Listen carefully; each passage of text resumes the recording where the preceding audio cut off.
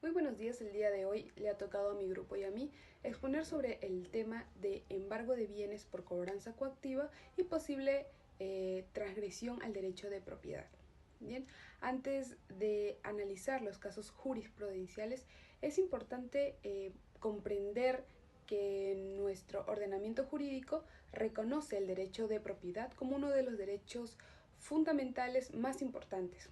Como bien en el Perú, este derecho se encuentra protegido en el artículo 70 de la Constitución Política, el cual establece que la propiedad es inviolable y que el Estado la garantiza. Bien, sin embargo, este derecho no es absoluto, lo cual significa que ningún derecho fundamental puede ejercerse de manera ilimitada. Bien, en el caso de la propiedad, el Estado puede establecer restricciones siempre que sean legales, necesarias y proporcionales. La propia Constitución señala que este debe ejercerse de manera armoniosa con el bien común y por límites establecidos por la ley. Uno de estos límites se presenta en materia tributaria, cuando un contribuyente incumple con el pago de sus obligaciones tributarias. La Administración Tributaria puede iniciar el proceso de cobranza coactiva para asegurar el pago de la deuda, incluso mediante el embargo de bienes. Es precisamente aquí donde surge el problema jurídico de esta investigación. Si bien la cobranza coactiva constituye un mecanismo necesario para garantizar la recaudación de tributos, también puede generar una afectación al derecho de propiedad cuando las medidas adoptadas resultan ser desproporcionadas o cuando no respetan las garantías del debido proceso. Es por ello que el objetivo de este presente trabajo es justamente analizar hasta qué punto el embargo de bienes constituye una medida legítima de ejecución y en qué situaciones puede convertirse en una vulnerabilidad del derecho de propiedad, tomando como referencia la normativa vigente. Bien, ahora vamos a pasar a un punto muy importante. En este caso voy a hablar sobre el marco normativo de la cobranza coactiva. Bien, para comprender cuándo un embargo puede afectar el derecho de propiedad, primero debemos conocer el procedimiento que regula la cobranza coactiva. Bien, este procedimiento se encuentra regulado en el título 3 del libro tercero del Código Tributario, específicamente entre los artículos 114 y 119.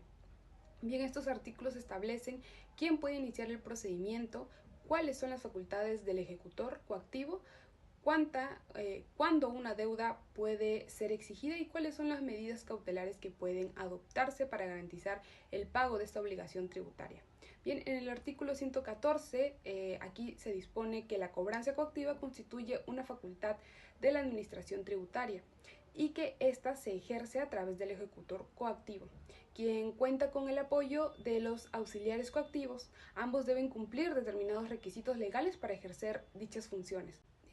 Por su parte, el artículo 115 define qué debe entenderse por deuda exigible, lo cual esto resulta importante porque la administración tributaria no puede iniciar un procedimiento de cobranza respecto a cualquier deuda, sino únicamente respecto de aquellas que la ley reconoce como exigibles. A continuación, en el artículo 116, aquí se desarrolla las facultades del ejecutor coactivo, las cuales entre las principales encontramos la posibilidad de verificar la exigibilidad de la deuda, dictar medidas cautelares, modificarlas o levantarlas cuando resulten excesivas y resolver la denominada intervención excluyente de propiedad. Bien, es un mecanismo mediante el cual un tercero puede acreditar que el bien embargado le pertenece y solicitar el levantamiento del embargo. Bien, en el artículo 117 regula el inicio del procedimiento mediante la notificación de resolución de ejecución coactiva. A partir de esta notificación, el contribuyente dispone de 7 días hábiles para cancelar la deuda antes de que se pueda ejecutar las medidas cautelares. Finalmente, los artículos 118 y 119 regulan las modalidades de embargo y las causas de suspensión o conclusión del procedimiento. Bien, las principales modalidades de embargo son la intervención,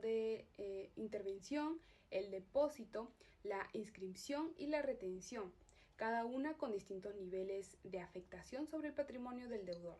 Bien, en este sentido, en el Código Tributario, el Código Tributario otorga principales facultades a la administración tributaria para asegurar el cobro de las deudas. Sin embargo, dichas facultades no son ilimitadas, pues deben ejercerse respetando los derechos fundamentales del contribuyente y los principios de legalidad, razonabilidad y proporcionalidad. Bien, ahora vamos a pasar al segundo punto. Este es un punto muy importante porque habla sobre el embargo de bienes como medida cautelar. Bien, una vez iniciado el procedimiento de cobranza coactiva, la administración tributaria puede adoptar medidas cautelares. Bien, estas destinadas a asegurar justamente el incumplimiento de la obligación tributaria. La más importante de ellas es el embargo de bienes. El embargo constituye una medida cautelar cuya finalidad no es sancionar al contribuyente ni privarlo definitivamente de su patrimonio, sino más bien garantizar que existan bienes suficientes para poder satisfacer el pago de la deuda tributaria en caso de incumplimiento. Bien, es por ello que en el artículo 118 del Código Tributario, antes también mencionado, reconoce diversas modalidades de embargo, ¿no? Entre ellas la intervención, el depósito, la inscripción y también la retención. La elección de cada modalidad va a depender mucho de las características del bien y de la finalidad que persiga obviamente la administración tributaria. Sin embargo, el embargo debe respetar ciertos límites. En primer lugar, debe recaer sobre bienes del deudor tributario y guardar una relación de proporcionalidad con el monto de la deuda. Asimismo, también debe respetar el debido procedimiento y el derecho de defensa, ya que en la actuación arbitraria podría generar una vulneración del derecho a la propiedad. Es por ello que, aunque el embargo constituye un mecanismo legítimo para garantizar la eficacia de la recaudación tributaria, su utilización debe encontrarse siempre sometida a los principios constitucionales de legalidad, razonabilidad y proporcionabilidad. Bien, esta idea será precisamente desarrollada en los casos jurisprudenciales que se van a hablar y analizar más adelante, donde justamente el Tribunal Constitucional y el Tribunal Fiscal evaluaron si determinadas actuaciones de la administración tributaria respetan o no los límites de esta. Bien, la administración tributaria, por su parte, tiene también amplias facultades para asegurar el cobro de las deudas tributarias, pero dichas facultades encuentran un límite justamente en la Constitución y en el respeto de los derechos fundamentales, especialmente en el derecho de propiedad y en el derecho del debido proceso. El derecho de propiedad es uno de los derechos fundamentales reconocidos por nuestra Constitución en el artículo 70. Este derecho establece que la propiedad es inviolable y que el Estado tiene el deber de garantizar. No obstante, este derecho no es absoluto, ya que debe ejercerse en armonía con el bien común y dentro de los límites que establece la ley. Esto significa que toda persona puede usar, disfrutar, disponer y reivindicar sus bienes, siempre que se respeten las normas jurídicas y los intereses de la sociedad. Asimismo, en materia tributaria, este derecho se relaciona directamente con la cobranza coactiva, ya que la administración tributaria puede embargar bienes del contribuyente para asegurar el pago de una deuda tributaria. Sin embargo, esta facultad debe ejercerse respetando los principios de legalidad, razonabilidad y proporcionalidad. El Estado puede limitar el derecho de propiedad para proteger el interés público, pero la única manera de arbitraria o desproporcionada. Por ello, el embargo debe ser la medida estrictamente necesaria para garantizar el cobro de la deuda, sin afectar injustamente el patrimonio del contribuyente. En este punto analizaremos sobre la problemática posible transgresión del derecho de la propiedad. La problemática analizada en este trabajo consiste en determinar cuándo el embargo de bienes deja de ser una medida legítima de cobranza y se convierte en una vulneración del derecho de propiedad. Aunque la administración tributaria tiene la facultad de ejecutar medidas cautelares para cobrar deudas tributarias, en algunos casos esas actuaciones exceden ciertos límites permitidos por parte de la Constitución y de nuestra ley. Asimismo, entre los principales problemas identificados dentro de este caso se encuentran los embargos sobre bienes cuyo valor supera ampliamente el monto de la deuda. Las notificaciones defectuosas que impiden el contribuyente ejerza su derecho de defensa y los embargos sobre los bienes pertinentes a terceros que no son corresponsables, no son responsables de la obligación tributaria. Estas situaciones evidencian que cuando no se respetan las garantías del debido procedimiento, el embargo deja de cumplir la finalidad legítima y termina afectando de manera proporcionada el derecho a la propiedad. Es por ello que identificamos que dentro de los eh, de cuando se vulneran los derechos de la propiedad está como número uno el embargo, como número dos las notificaciones incorrectas, punto número tres los embargos sobre los bienes de terceros, como esto se había mencionado, y cuatro las medidas cautelares desproporcionadas, asimismo como la vulneración del derecho de la defensa. Sin embargo, el embargo pierde legitimidad cuando no se respeta el debido procedimiento y es muy importante tenerlo en cuenta. Propietario invisible, el señor Carlos León Vidal. Imaginemos que alguien compra un inmueble, paga por él, lo recibe y comienza a usarlo, pero por demoras burocráticas la transferencia aún no se inscribe en los registros públicos. Un buen día descubre que la SUNAT ha embargado y rematado ese inmueble para cobrar una deuda tributaria del vendedor, es decir, de quien aparece formalmente como propietario en los registros. Y la pregunta del caso es, ¿qué protección tiene el derecho de propiedad de quien ya pagó por el bien, pero no ha culminado la formalidad del registro? Estas preguntas no son preguntas hipotéticas, son exactamente las preguntas que el Tribunal Constitucional tuvo que responder en este caso. Y es que el señor León Vidal adquirió una cochera de la inmobiliaria Cruz del Sur. La operación de compraventa se había realizado, el precio se había pagado y el señor León Vidal tenía la posesión del bien. Sin embargo, registralmente la cochera continuaba figurando a nombre de la inmobiliaria. La SUNAT, por su parte, había iniciado un proceso de cobranza coactiva contra la inmobiliaria por deudas tributarias. Al consultar los registros públicos, la SUNAT encontró que la cochera figuraba a nombre de la inmobiliaria y sin mayor verificación procedió a trabar embargos sobre ella y posteriormente a rematarla en subasta pública. El problema central y lo más grave del caso es que el señor León nunca fue notificado del procedimiento de cobranza coactiva, ni del embargo trabado contra su cochera, ni del remate. Simplemente no existía para la administración tributaria. Recientemente tomó conocimiento de lo ocurrido cuando el adjudicatario del remate comenzó a arrendar el establecimiento a terceros, ejerciendo actos de posesión sobre lo que él consideraba su propiedad. Fue en ese momento, cuando ya era demasiado tarde, que el señor León Vidal supo que su cochera había sido vendida por el Estado para pagar una deuda que él no había adquirido. Ante esta situación, el señor León interpuso una demanda de amparo contra la SUNAT, el ejecutor coactivo, el Ministerio Público y el adjudicatario del remate. Sostenía que se habían vulnerado sus derechos fundamentales a la defensa y a la propiedad y sostenía y solicitaba la nulidad del remate y la restitución de su bien. Sin embargo, en las instancias judiciales previas, los jueces declararon improcedente su demanda. El argumento fue el siguiente: existían vías igualmente satisfactorias para resolver el conflicto, en particular el proceso contencioso administrativo.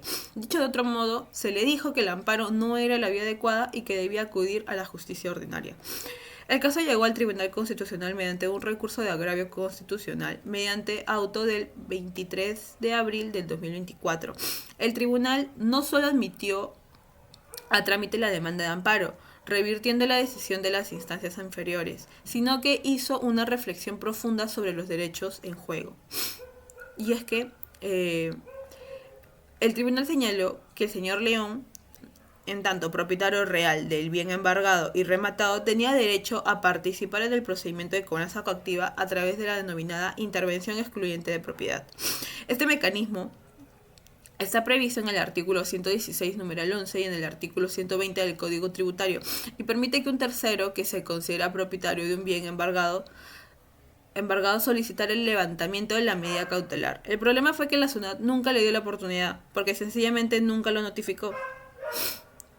Quizás el punto más relevante de esta resolución es el análisis del TC sobre la vía procesal idónea para tutelar estos derechos, ¿no? Las instancias inferiores habían sostenido que el señor León Vidal podía acudir al proceso contencioso administrativo. El Tribunal Constitucional, sin embargo, consideró que en casos como este, el proceso contencioso administrativo no constituye una vía igualmente satisfactoria. ¿Por qué? Porque el demandante no fue parte del procedimiento de cobranza coactiva y al haber culminado con la adjudicación del bien a un tercero de buena fe, la eventual reparación a través de dicha vía resultaría insuficiente para tutelar adecuadamente su derecho de propiedad. En otras palabras, cuando ya se ha consumado, digamos, la pérdida de la propiedad mediante un remate, el amparo se convierte en la única vía realmente efectiva para restaurar el derecho vulnerado. Y la importancia del caso es que, bueno, esta resolución es especialmente relevante porque pone de manifestación una realidad preocupante. La administración tributaria, en su legítimo afán de cobrar las deudas tributarias, puede terminar afectando los derechos de personas que nada tienen que ver con la relación jurídico-tributaria. En este caso, el señor León Vidal recuerda que el derecho de propiedad no solo protege al deudor tributario, sino también a los derechos de buena fe que confiaron en la formalidad de una compra-venta y se contrataron, sin saberlo ni esperarlo, atrapados en un procedimiento de cobranza que no le correspondía.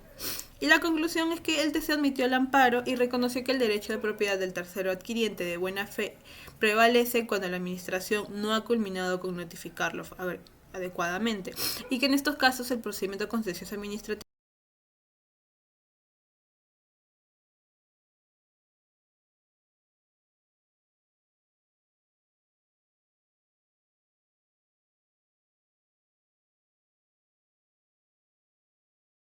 En este punto hablaremos sobre la discusión crítica.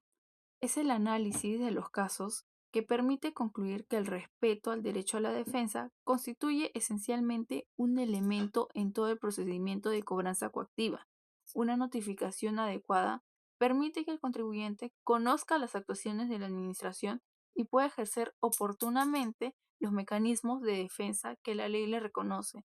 Asimismo, cuando ello no ocurre, todo el procedimiento pierde legitimidad, ya que el administrado no ha tenido la posibilidad real de cuestionar la medida adoptada. Asimismo, la proporcionalidad debe ser el principal límite de embargo. La administración tributaria no puede embargar más bienes de los necesarios para garantizar el pago de la deuda, pues si esto sucede, representa una afectación excesiva al patrimonio del contribuyente. En este contexto, el Tribunal Constitucional no ha desempeñado el papel fundamental al controlar los actos arbitrarios de la administración y, asimismo, de garantizar la protección del derecho a la propiedad.